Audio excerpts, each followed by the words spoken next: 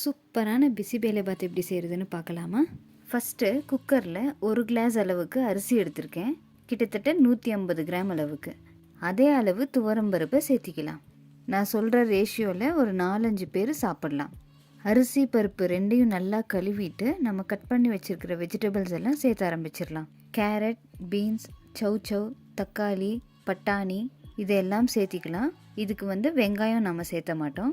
உருளைக்கிழங்கு அந்த மாதிரி நமக்கு பிடிச்ச வெஜிடபிள்ஸ் கூட சேர்த்துலாம், நல்லாயிருக்கும். ஒரு 8 கிளாஸ் அளவுக்கு தண்ணி சேர்த்து குக்கரில் வச்சிடலாம். 5 விசில் வரட்டும். இப்போது பிசிபேலேபாத் பவுடர் ரெடி பண்ணிக்கலாம். ஸ்டவ் ஆன் பண்ணிவிட்டு ஒரு பேனில் எண்ணெய் சேர்த்தாமல் ஒரு 6 காஞ்ச மிளகா, 2 பட்டை, 2 லவங்கம்,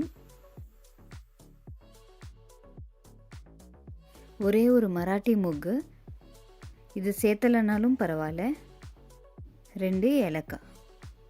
இதை லைட்டாக வறுத்துட்டு 1 ஸ்பூன் அளவுக்கு சீரகம் சேர்த்துக்கலாம். ஒரு 2 ஸ்பூன் அளவுக்கு தனியா. இதெல்லாம் சேர்த்து நல்லா வறுத்து எடுத்துக்கலாம்.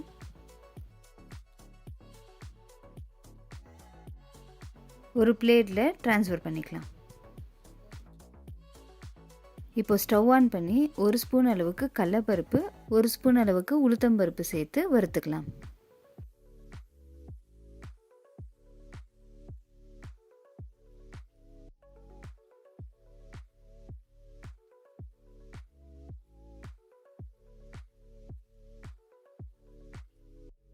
இதெல்லாம் நல்லா ஆறட்டும். ஆறுனதும் மிக்சியில் போட்டு பவுடர் பண்ணி எடுத்துக்கலாம்.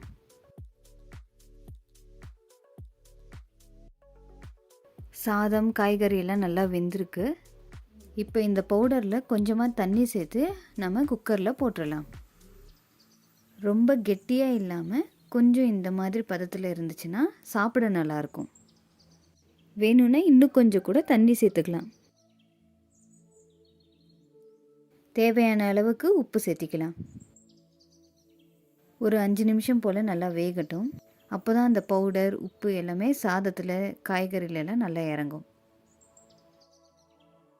இப்போ ஒரு சின்ன கடாயில் கொஞ்சமாக எண்ணெய் சேர்த்திக்கலாம். கடுகு, காஞ்ச மிளகா, கொஞ்சமாக கருவேப்பிலை சேர்த்து நல்லா பொரிஞ்சதும் குக்கரில் சேர்த்திக்கலாம். இதில் வெஜிடபிள்ஸ் எல்லாம் சேர்த்திருக்கிறனால ரொம்ப ஹெல்த்திங்க. கண்டிப்பாக எல்லாருமே விரும்பி சாப்பிடுவாங்க. அண்ட் இது செய்யறதுக்கும் ரொம்ப டைம் எடுக்காது.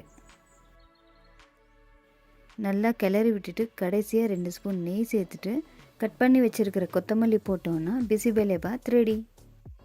கம கமன்னு ஸ்மெல்லு சூப்பராக இருக்குது. பார்த்தாலே சாப்பிடணும் போல் தோணுது. மசாலாவும் அதிகமாக இல்லாமல் சாப்பிடவும் ரொம்ப நல்லாயிருக்கும். இதுக்கு சைட் டிஷ்ஷாக காரா பூந்தி வச்சு சாப்பிட்டா ரொம்ப நல்லாயிருக்கும். இந்த மாதிரி healthy and homemade recipes daily பார்க்கணுன்னா நம்ம சேனலை மறக்காமல் சப்ஸ்கிரைப் பண்ணிக்கோங்க. நாளைக்கு இன்னொரு சூப்பரான ரெசிபியோடு சந்திக்கலாம். டாடா.